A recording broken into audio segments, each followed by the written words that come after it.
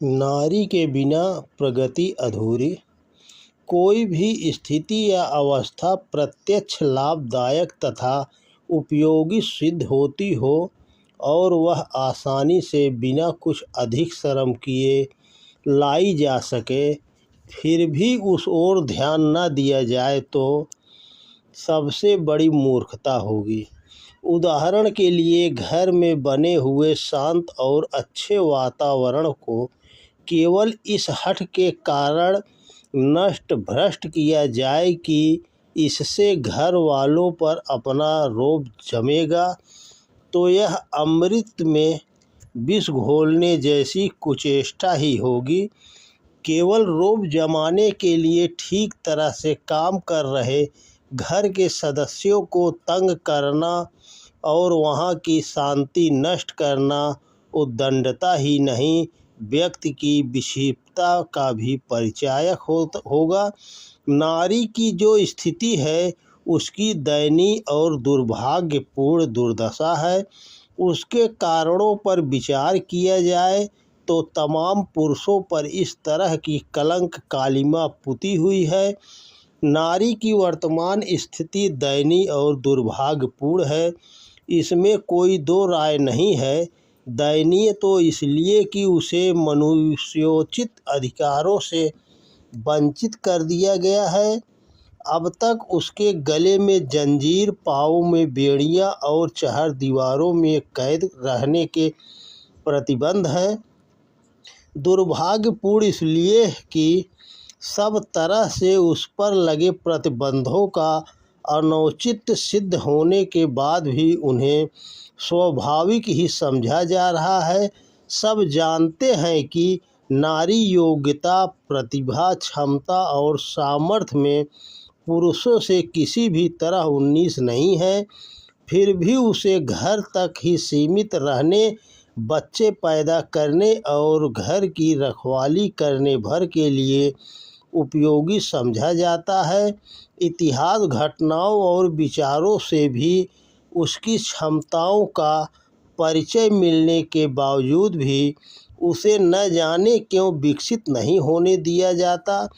प्रत्येक व्यक्ति यह अनुभव करता है कि नारी उसकी सहयोगी बनने के स्थान पर उसके लिए एक अनचाहा और उबाऊ बोझ ही सिद्ध होती है। पूछा जाना चाहिए कि सहयोगी को बोझ बना लेने के लिए जिम्मेदार कौन है। प्रायः लोग रटा रटाया उत्तर देते हैं कि यह हमेशा से चला आ रहा है। पहली बात तो यह है कि इस तरह के उत्तरों में अपनी कमजोरियों को भी ढोया जाता है, अन्यथा प्राचीन काल से यह स्थिति और परंपरा कदापि नहीं चली आ रही है। मान भी लें कि परंपरागत रूप से नारी विषयक दर्शन इसी रूप में है, तो भी हम क्या प्राचीन काल की सभी बातों को इसी कारण चलते रहने दे रहे हैं कि वे पुरानी है? आश्रम, धर्म, संस्कार, यज्ञ, कर्मकांड, दान, समाज व्यवस्था आदि के प्राचीन रूप अब लुप्त होते जा रहे हैं और लोग इसी में प्रगति का गौरव मानते हैं। प्राचीन होने की बात यहाँ तो आड़े नहीं आती, फिर नारी के संबंध में ही उसकी दुहाई क्यों दी जाने लगती है? विवेक की दृष्टि से विचार पूर्वक देखा जाए तो असलियत कुछ और ही सामने आती है और सिद्ध होता है कि इस अति महत्वपूर्ण विषय को प्रत्येक वर्ग किन्हीं न किन्हीं स्वार्थों के कारण उपेक्षित किए हुए हैं। इनमें सबसे बड़ा है पुरुष का अहंकार।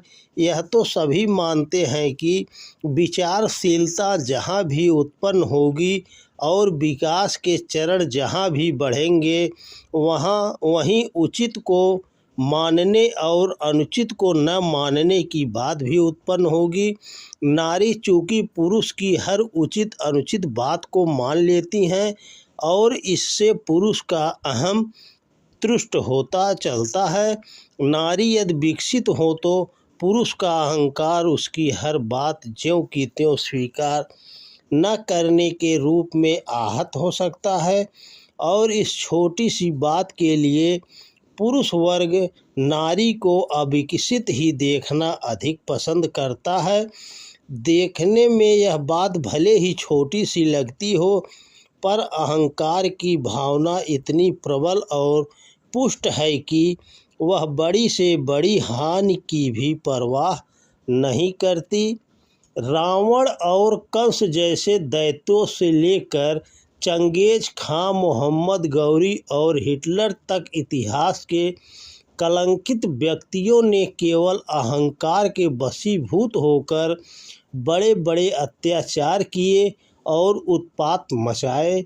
इनका अहंकार विवेक को पूरी तरह समाप्त कर चुका था, पर सामान्य जन तो अहंकार की अपेक्षा लाभ और उपयोगिता के पक्ष को महत्व देते हैं। यदि विचार पूर्वक सोचे तो निश्चय ही उन्हें अपनी रीति नीति में परिवर्तन करना पड़ेगा। व्यक्तियों से ही वर्ग और समाज बनता है, पर जब समूह की दृष्टि से देखा जाए तो वहाँ अहंकार के अतिरिक्त स्वार्थ भी कारण रूप में विद्यमान मिलेगा।